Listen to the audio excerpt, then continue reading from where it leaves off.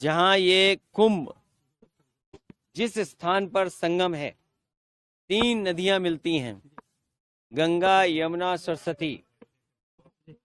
हमारी यही कामना है कि सौहार्द, सद्भावना और सहनशीलता बनी रहे। महाकुंभ के आयोजन में ये पौराणिक है कि बिना बुलाए और अपने आप सब लोग आते हैं। अपनी व्यक्तिगत आस्था है उनकी सबकी। आज हमें भी मौका मिला है।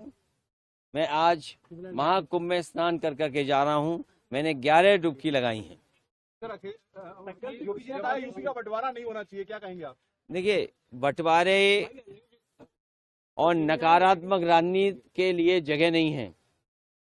आज कुंभ का तो यही संदेश होना चाहिए, सकारात्मक संदेश होना चाहिए।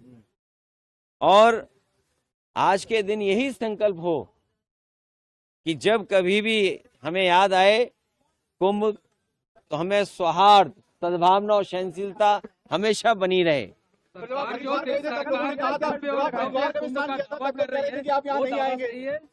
देखिए, गंगा में स्नान और त्योहारों के दिन स्नान, जिस दिन मैंने वहां पर हरिद्वार में स्नान किया था, उस दिन भी एक त्योहार था। बहुत बड़ा त्योहार है। भारत देश के लोग कोने कोने में अलग अलग नाम से इस त्योहार में शामिल होते हैं। उस दिन हरिद्वार में स्नान किया था और आज संगम में स्नान करने का मुझे मौका मिला है। योगी जी कह रहे हैं बुलडोजर चलता रहेगा, नहीं रुकेगा बुलडोजर। देखिए, बुलडोजर चले नहीं चले, सरकार कैसे बचेगी? ये बताइए, जब सरकार ही नहीं होगी तो बुलडोजर किसके पास होगा? संकल्प यही है कि सौहार्द बना रहे, सद्भावना बनी रहे, सहनशीलता हो, और जो भी स्नान हो सहनशीलता के साथ स्नान होना चाहिए। ये सरकार के लोगों को कोई स्पोर्ट्स इवेंट नहीं बनाना चाहिए इसको। ये आज जो एक्सपर्ट बुलेटिन जारी करते हैं, अब वो आगे जारी होगा या अब खत्म होगा? आपने आके व्यवस्थाओं को देख लिया है? देखिए, समाजवादी सरकार में भी और पहले भी नेताजी को भी और हम लोगों को भी कुंभ के आयोजन को करने का मौका मिला था। जो उस समय कुंभ हुआ था, कम संसाधन में सरकारें अलग अलग थीं। यूपी में सरकार दूसरी पार्टी की थी, समाजवादी पार्टी की थी। दिल्ली में सरकार दूसरी पार्टी की थी।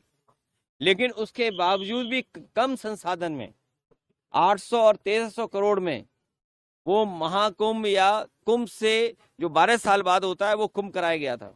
सर पहले और आज तो सुनने में आ रहा है कि 7,000 करोड़ 10,000 करोड़ खर्च हो रहा है। अगर यहाँ लोगों को असुविधा हो रही है चलने के लिए, मैंने खुद अपनी आंखों से देखा है कि बुजुर्ग, जो महिलाएं हैं, जो पुरुष हैं, वो कितनी दूर से चल करके आते हैं। अगर आप कुंभ में इतने 1,000 करोड़ रुपए खर्च कर रहे थे, तो कम से कम बुजुर्गों के लिए कोई ऐसी व्यवस्था होती जो बुजुर्गों को ज्यादा पैदल नहीं चलना पड़ता। और फिर जैसे हम हैं वीआईपी या और हैं वीआईपी या और सम्मानित लोग जब आए, तो कम से कम व्यवस्था ऐसी होनी चाहिए, पूरे कुंभ को पता लगे कि हाँ, आज कोई वीआईपी आया, जिसकी वजह से ये व्यवस्थाएं बहुत अच्छी चल रही हैं। मतलब आप डुबकी लगाकर भी निशाना साध रहे हैं? नहीं, देखिए, डुबकी लगाकर भी सियासी निशाना साध रहे हैं। अरे भाई, ये बताओ, माँ गंगा के किनारे लोग झूठ बोल रहे हैं। और मैं तो आपसे कहूंगा, देखिए, माँ गंगा के किनारे न जाने कितनी बातें कही जा रही हैं, वो क्या सच हैं? लेकिन अगर आयोजन 1300 करोड़ में अच्छा हो सकता है, 800 करोड़ में अच्छा हो सकता है, तो 10,000 करोड़ में, 7,000 करोड़ में कितना अच्छा हो सकता है। उसमें तो न कोई ट्रैफिक की दिक्कत होती, न कोई पानी की दिक्कत होती, न साधु संतों से बिजली का बिल लिया जाता या उनको असुविधा होती, या जो चीजें महंगी है वो भी सस्ती होती। अरे इतना कुछ हो सकता था 10,000 करोड़ में।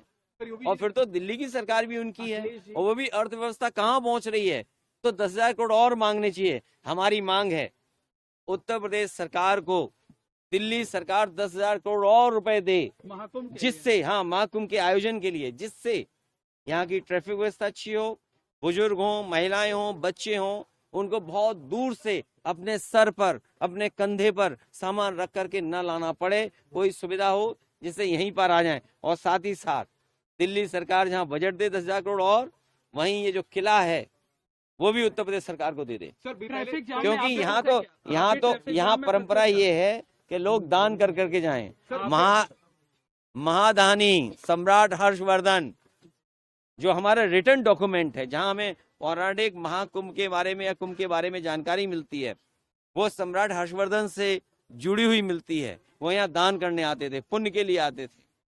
हम भी आज आए हैं, डुबकी लगाए हैं, सौहार्द हो, सद्भावना हो, सहनशीलता बनी रहे, लोगों की खुशहाली हो, जनता का कल्याण हो, हमारा देश तरक्की करे, समाज आगे बढ़े, हमारा गणतंत्र मजबूत हो, ये सब चीजों को